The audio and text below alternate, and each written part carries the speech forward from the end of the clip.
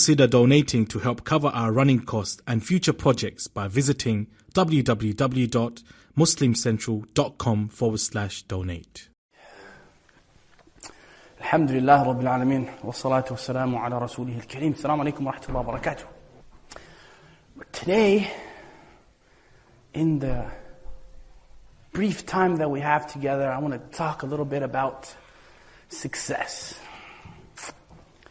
Success. Many people will tell you different interpretations of that word success. Some people will tell you that they came to this country for success. And success to many is having a nice house, a nice car, some pounds in their bank account, 1 or 2, 3, 4 wives. What did I say? Very many, for every person you'll probably get a different definition of that word success. Is that right? Depending on who you ask, To the sisters, maybe success is, having a brother, having a husband with a nice, big car, beard, ghutra. Depending on who you ask, isn't it? Right? But Allah is the creator of success, isn't it? So His definition is the most important definition of that word that there is. And every time you hear the adhan, you're always hearing Hayya ala al-falah, isn't it? Come lively to success. And Allah has said to us in His kitab, after, of course, we say, أعوذ بالله من الشيطان الرجيم بسم الله الرحمن الرحيم قد أفلح المؤمنون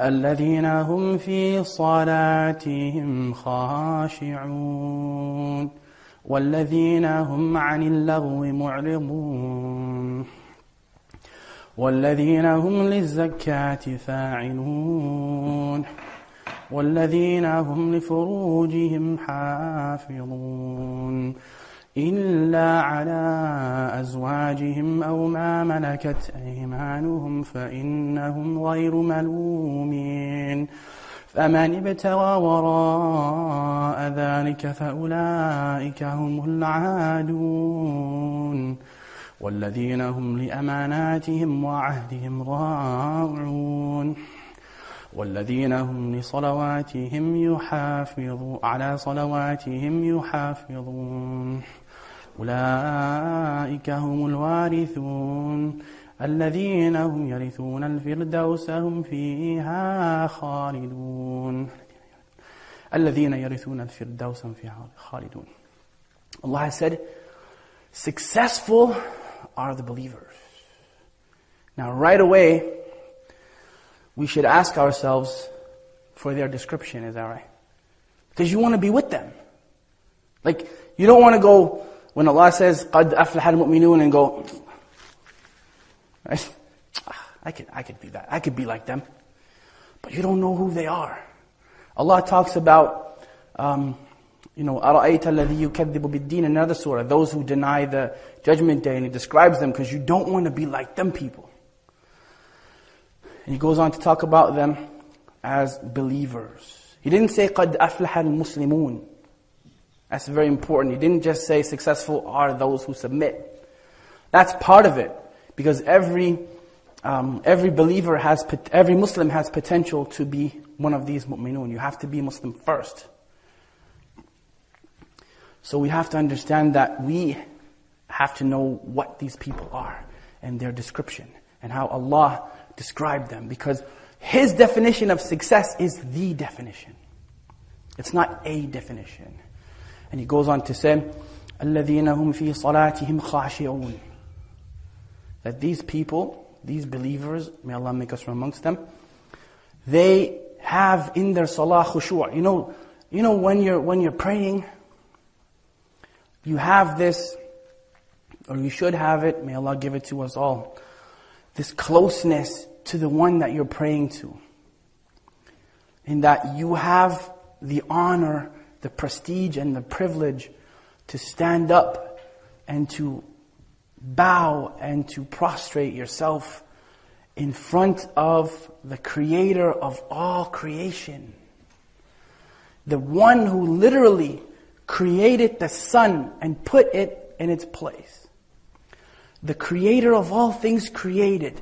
The one who established all the scientific laws that the planet abides by. The one who gave you everything that you have and everything that you are. You could be very clever and very smart, and Allah is the one who gave you the capacity to do that. And when you line up for your salah 5 times a day, inshallah, you're standing there and you're praying and you're knowing what it is that you're saying because you're communicating to Him. He has given you the tremendous blessing to be able to do that. Not everyone can do that. Not everyone has that luxury, that privilege. Islam is not yours. It's a gift that's been given to you from above 7 heavens, from the Creator of those 7 heavens. And when you're standing in front of Him, as those believers are doing, they have khushu' in their salah. When they're reading the Qur'an, they're not just going, Alhamdulillah Rabbil Alameen Ar-Rahman Ar-Rahim Maliki Yawmiddin Iyyaka na'budu wa iyyaka nasta'in Ihdina as-siratal mustaqim siratal ladhina an'amta 'alayhim ghayril maghdubi 'alayhim waladdallin Amin. Allahu Akbar. Sami Allahu liman hamida. Rabbana lakal hamd. Allahu Akbar. And they're just dancing through it. Some people do that. I've heard it said a lot. They say, oh, let's pray Maghrib and get it out of the way. As if it is something of a burden. Let's just get rid of it. Let's just quickly pray. Brother, be quick. So I've actually heard people say that to the Imam. Read shortly, okay? You gotta go. Where do you have to go? That Allah is gonna not, where do you have to go that Allah is not gonna let you go there? What is there that is more important than that? And half of having khushu' is knowing what you're saying, brothers and sisters. Okay, Arabic is not your language. It doesn't matter. Know what you're saying and reflect on who you're praying to. Is it going to kill you? And if it does, know that it's Allah that caused you to die. You live and breathe and die because He said so. He allows you to do that. So these believers, part of what makes them successful is they have khushu' in their salah. They know and they understand to the best of their ability who it is that they're praying to and what it is that they're praying for and what they're saying during their salah. وَالَّذِينَ هُمْ عَنِ اللَّغْوِ مُعْرِضُونَ. This is a common one for us right now. Because some of us, we will pray and cry in our salah. We read those verses and we cry. But then as soon as we leave from here, it's, ew, did you see her hijab? Ew, her husband's so fat. Thank you, brother. Only one brother laughed at that. Ew, have you seen his wife? Why did he marry such a short girl? She's so dark. Subhanallah. But you were crying in your salah. But these believers, they have khushu', but they also mind their mouth. That vicious belt of a tongue. Muhammad ﷺ said, there will be a time when a person will tell a lie. And that lie will be spread all over the world. And now, of course, we can tweet lies. And it goes everywhere, doesn't it? Everywhere. People can see it who don't even know you. So when you gossip now, it's a whole different level. I'm sure that the companions used to wonder, how is it possible that I could tell a lie and it can go all over the world? How is that possible? People 20 years ago probably would wonder that if they're reading that hadith, because they didn't have those technology 20 years ago. Now you can post a Facebook post, and the power that you have with that sometimes is unimaginable. I mean, it's literally going, not figuratively, literally going all over the world. So they watch their speech. They don't get involved in he said, she said. قالت وقال. Right? Or قيل وقال. They said and he said. They don't get involved in that. They try their best to avoid that. Because Muhammad ﷺ also said, if you can guarantee me 2 things, I can guarantee you paradise. 2 things. 2. To protect what's between your jaws and to protect what's between your legs. 2 things guarantee you paradise. Both actually are mentioned in these ayat, by the way. To not be involved in this needless gossip about people. And you should know that if you're talking about people, they could take your good deeds away. They can finish your good deeds. They can actually come on Yawm al-Qiyamah because you wronged them and you oppressed them, and they could take every single one of your good deeds. And if they're not happy, even after that, you start taking their bad deeds. Do you really want that? Do you really want brother so-and-so to come and scoop up all your good deeds? I mean, you work real hard in this life, inshallah, right? So you want brother Muhammad, you called him short and dark in this life. So he was upset about that. He comes on Yawm al-Qiyamah when you'll need every single hasanat you can get. He's going to come scoop up all your hasanat. Just like that. And then, if he's still not happy, he's going to start offloading his bad deeds onto you. You don't want that. Sister Aisha, who you made fun of, because she has a bigger head than you. Maybe. Wala a'udhu billah. I'm not making fun of her. I don't want her to take my good deeds either. But she could do that. She could come and just scoop up all your good deeds. Ya akhti. You don't want that. That day, you know that day, just to give you an idea of that day. A person's mother will come to them on that day. And this is according to hadith of Muhammad sallallahu alaihi wasallam. And he will say, or she will say, I'm your mother. I raised you. I took care of you. I protected you. I fed you. I let you stay in my stomach for 9 months. I took care of you. Give me 1 hasanat. Give me one of your hasanat. And that person will say no. No. Can you imagine denying your mom? Well, this person who was abused by gossip, you can't deny them. They're going to take it. They will take it away. Are your words really that important? Who cares if Muhammad is short and dark? Who cares? Did you make him? You didn't make him like that. Allah made him like that. Who cares if Sister Aisha has a big head? Who gave her that head? That head makes sujood to Allah. That head is decorated in a hijab. That head, inside that head, may be the Quran. Who cares? Allah made her like that. You're going to do? Change it by your words? Make her head smaller? She may make your good deeds smaller. Your grave may be smaller because of that. SubhanAllah. Aisha, I believe it was her, one of the wives of Muhammad sallallahu alaihi wasallam said something bad about Sauda. She's short and she's black. Muhammad sallallahu alaihi wasallam said, what you said could darken the ocean if put in it. Could make the ocean black if put in it. Can you imagine the ocean is like 12 miles deep in some places? And that, saying that statement, I think actually was said about Sophia. Wallahu alam. I could be corrected on that, but the point is what was said. What was said is that she was short and that she was black, dark-skinned.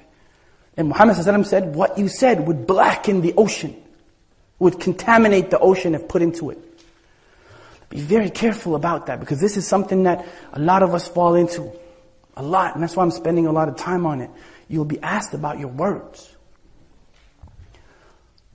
So first is their salah. Second is that they guard their tongue. وَالَّذِينَ هُمْ لِزَكَاةِ فَاعِلُونَ. And they pay their zakah. We have 1.7 billion Muslims in the world. Roughly. MashaAllah. Give or take. What would happen if all those Muslims, all of them, paid their zakah properly, and it was distributed properly? There would be no poor people in the world. Can you imagine? 1.7 billion people. Now, obviously, there are poor people and they wouldn't be able to pay their zakat. But let's even divide that into half.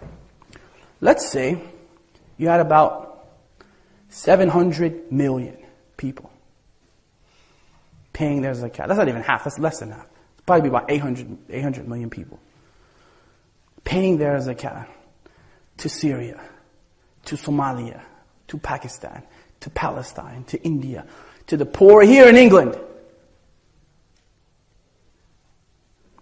to the people who need it. And then those people, they came up because now they've been given something to come up with. So then they start paying as well. And Allah starts multiplying it for you, and Allah starts doubling it and tripling it and quadrupling it for you until everyone, including the non-Muslims, have. It's not the heavens don't rain gold and silver, but there's enough wealth to feed everyone, because if we say that there's not, then what we're saying is that Allah is oppressing people. Which is not true. Allah doesn't oppress anyone. Allah creates you with your rizq. In this life. There's no magical money Martian that comes out of the sky delivering more pounds or dollars or whatever it is, rupees. It doesn't work like that. Everything that is to be created in this world is created. Already, it's not distributed properly. And that's the whole point of the zakat process. That these people, these believers, they pay their zakat. وَالَّذِينَ هُمْ لِفُرُوجِهِمْ حَافِظُونَ. Oh my goodness. That's another problem that we have nowadays, right? They guard their chastity. I have to be careful when I talk about this, I get in trouble a little bit. They guard their chastity. Brothers, you too. Right? Everyone automatically assumes, oh yes, he's going to get at the sisters. Well, the sisters know my Facebook page, and I don't do that. I get at you guys first, because they don't have to wear hijab unless you're here, by the way. If you're not here, they can take that off. Is that right, sisters? That's right? Seeds of change, right? The only reason you have to wear that on your head is because these guys are here. Right? So they have to guard their chastity too. They can't have you on high beam all the time looking at everybody. Oh, sister, mashallah, mashallah. Looking very nice today. Right? Brothers, not laughing now, are you? Ha ha. Sisters up there laughing, no? Brother comes out. He's yelling at the sisters, sister, wear your hijab. And he's wearing a tank top, showing us his little abs, right? His little health club abs that he worked so hard to get. He has to come and show us as if we want to see that. Alhamdulillah for the gift of blindness, y'all. I don't need to see that. And that, if Allah does return my eyesight, I hope that ain't the first thing I see. Some brother yelling at the sisters about hijab and he's flexing his 4-pack. You have to put your hijab, sister. MashaAllah. Sisters already know that, akhi. They get told that every single conference, right? To the point they don't even want to come no more. Can we just have one conference where the hijab is not mentioned? I actually got email like that. Sister told me like that. They already know. They're told that all the time. But are you told? You got to guard yourself. You can't be walking around here showing us what you think you have. MashaAllah. And then they're going to go, right? They're going to go, he's jealous. I knew what those muscles were before you knew where they were. You see? I knew what they were for before you knew what they were. So no, I'm not jealous. Alhamdulillah Rabbil Alameen. Just because you don't see it doesn't mean it's not there. إِلَّا عَلَىٰ أَزْوَاجِهِمْ أَوْ مَا مَلَكَتْ أَيْمَانُهُمْ. You have a way out. Now we're not going to deal with Malak al-Yamin. That's a topic for a scholar, which I'm not. We will deal with the wives though, brother and sister. This is for both of you guys. Because you do have a way out for your wife and your husband when you get one, inshallah. Some of y'all already got them. Alright? There's no married people in here? Am I the only one? Really? Married people with that? All quiet, right? All quiet. You're going to get in trouble because later on, she's going to ask you, how come you didn't say yeah when Abu Hafsah said so? Sisters ain't got to answer me. They got haya, right? Brothers sit down front going, if I tell him, maybe he won't look for me a second one. Subhanallah. But you're allowed to do that once you're married. You're allowed to decorate yourself for your wife and for your husband, brother. Not just during the courting stage either, right?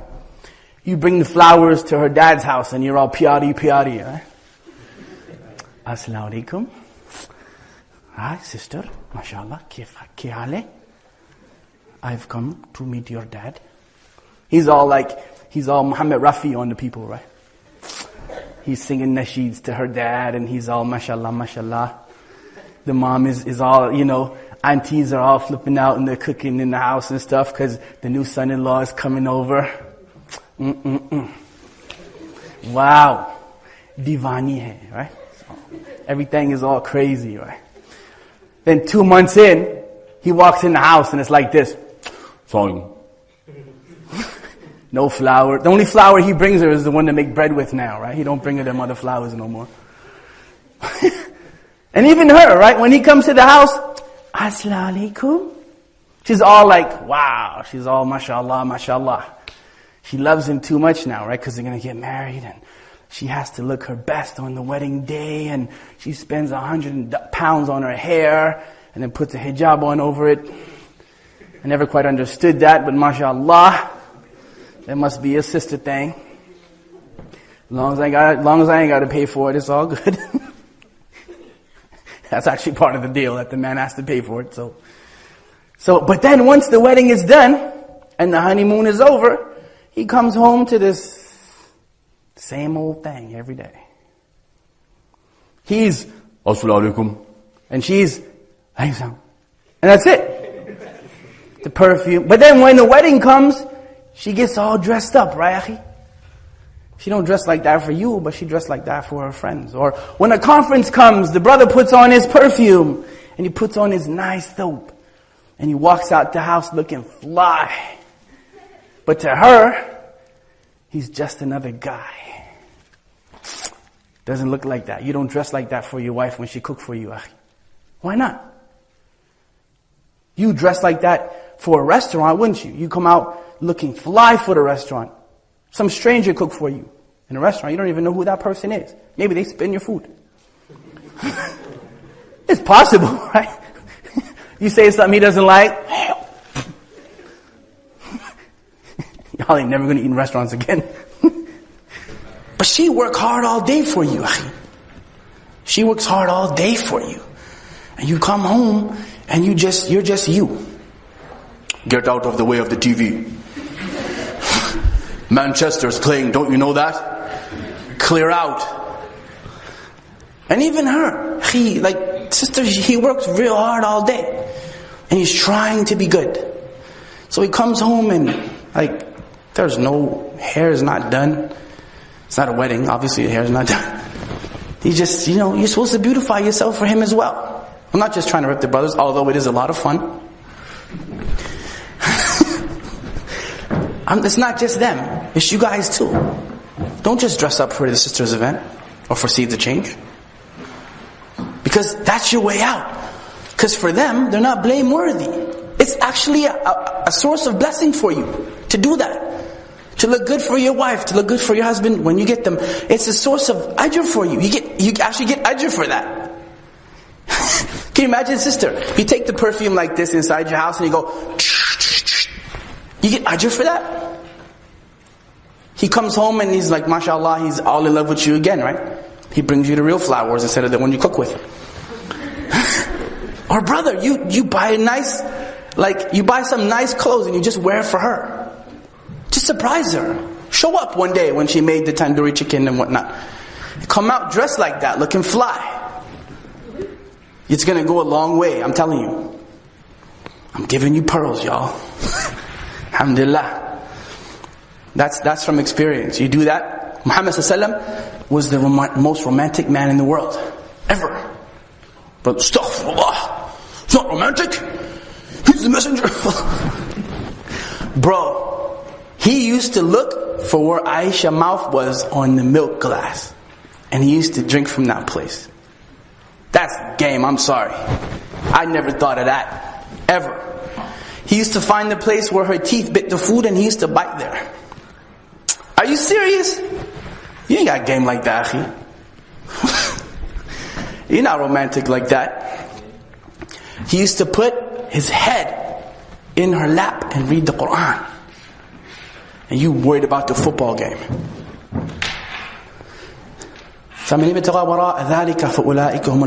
But if they go outside that bounds, then they're going to be blameworthy for that. That's not allowed. Because He gave you, Allah subhanahu wa ta'ala gave you wives and gave you husbands that you might enjoy them like that and get the reward. Just like you get punished for going the wrong way, you get blessings for doing it the right way. وَالَّذِينَ هُمْ لِأَمَانَاتِهِمْ وَعَهْدِهِمْ رَاعُونَ. And they are guardians of their trusts and their promises when they make them. You know, one little boy came to me, and he was upset. A little teenager, a little kid. And he said, I don't know if I'm wrong, but I hate it when my dad says inshallah. I'm like, wow, really? He said, yeah, I hate it when he said. I'm like, why do you hate it? What's wrong with you? What's your problem? Why do you hate that? He said, because when he says inshallah, it means he ain't going to do what he said.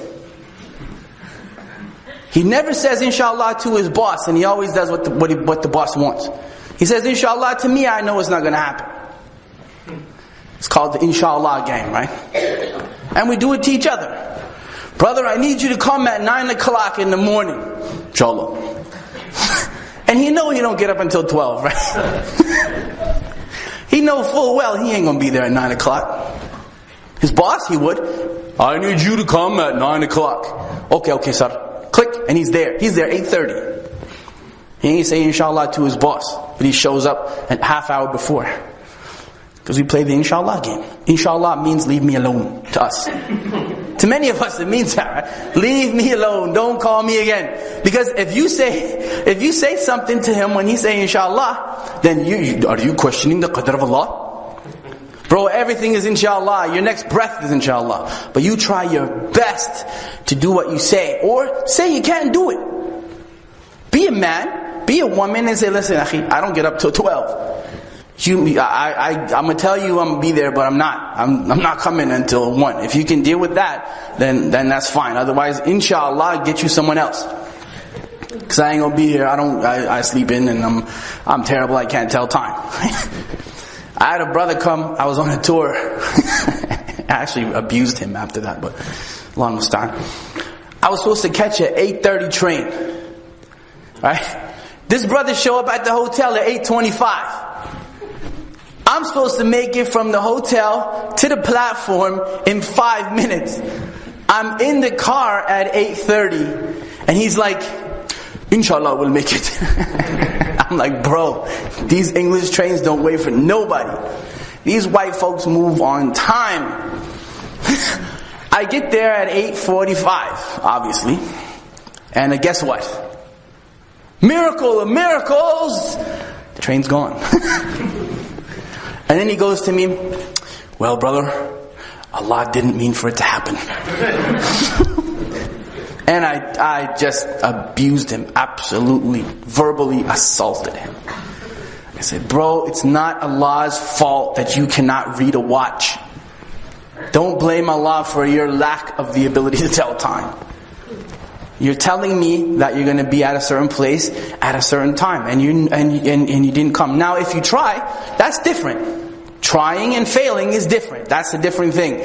But sometimes it isn't like that, is it? Inshallah. 3 o'clock, brother. It's like 3 o'clock comes, 3:30 comes, 4 o'clock, 4. I know brothers who are perpetually late. The only thing they will be on time for is their funeral. And that's because Malakul Maut is in charge of all of that. That's the only time they're going to be on time is for their funeral. Everything else they're late. And I don't mean 5 minutes, I mean 3 hours. MashaAllah. You can guarantee that he's not going to be on time. And some people are known for that. And it's not a good thing to be known for. Especially nowadays, right? When your alarm clock goes off and you're never late for the non-Muslims. Imagine if we treated our jobs the same way we treat each other. Okay, boss. I know I start at 9 o'clock, but I'm going to come at 12. And you get to your boss. Hey there. Why are you late, Mustafa? Well, sir, Allah didn't make it for me to come on time. He's going to tell you to your face. Well, maybe Allah will find you another job. And you're gone, right? That's it. Out. But the biggest covenant, the biggest promise that you've made is whenever you open your mouth and say, La ilaha illallah Muhammadur Rasulullah. Everything else is small compared to that. That is a covenant that you make every day. Every day you say it. Ashhadu an la ilaha illallah. In the adhan, right? Ashhadu anna Muhammadar Rasulullah. Every single day when you say that, you're making a covenant. You are pledging yourself to Allah subhanahu wa ta'ala that He is your Lord. He is your Lord and all your worship is directed to Him. Everything that all your ibadah, all your worship is directed to Him, and to Him belong the most beautiful names. And that Muhammad sallallahu alaihi wasallam is His last messenger, and there is no messenger and no prophet after Him. You're saying that, and it's a covenant. And it's a covenant that is extremely heavy. It's heavy in this life because you have to live up to it, isn't it? But it's also heavy in the next life because it can erase every single sin that you have. It can erase them with the permission of Allah. Every single thing that you ever did wrong. Can you imagine that? I want you to envision it to yourself. Because it will happen to you. You'll be in front of Allah. You too, sister. It's not just for the men, it's for you too. You'll be in front of Allah, and maybe you will see your sins in a big, huge scroll that is as far as the horizon. You're seeing it. It's huge. And you're thinking to yourself, this day I'm done. This day I'm over. I'm finished. And then someone will tell you that you will not be wronged on this day. So they'll be put on a scale. All these bad deeds of yours will be put on a scale. And then someone will come and they'll give you a little card. A small scroll. On that scroll it says that covenant that you make every day. La ilaha illallah Muhammadur Rasulullah. And you'll be on the other side of that scale, and it will erase all those bad deeds. Gone, completed, absolutely gone. Yes, it is heavy now. It is, of course it is. But it's going to be heavy then too. That's the covenant. That's the most important covenant, and it encompasses everything good. وَالَّذِينَ هُمْ عَلَى صَلَوَاتِهِمْ يُحَافِظُونَ. And they protect their salah. It's interesting how Allah mentioned salah twice in these collection of verses. The first time He mentioned it, it talks about the feeling in the salah. And now, the second time He mentioned it, it's about protecting that salah. Because sometimes, and I'm not talking about the one who sometimes sleeps in. We're not perfect, you guys. No one in here is crystal clear and clean completely. We're all human beings. The best of those who make mistakes are the ones who turn back to Allah. So you're trying to do it.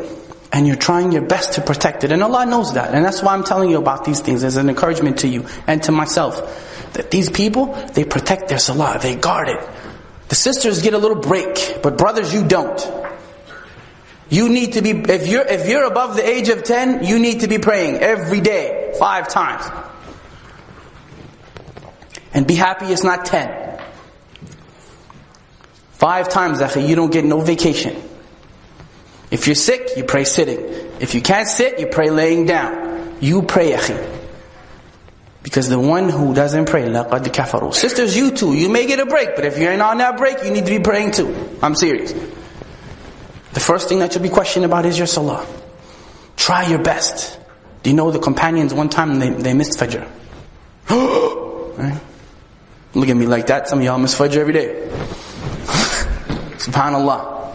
Companions miss Fajr. They slept. Excuse, right? If you sleep, how are you going to make the salah if you sleep?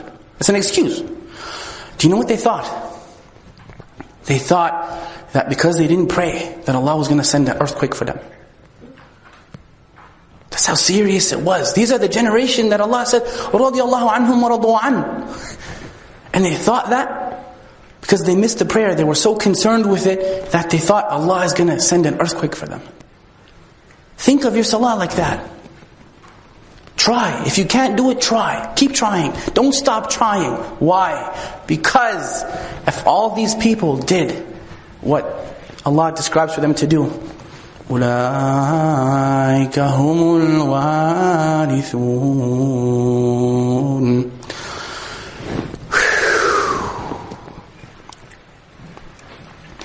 They are the inheritors.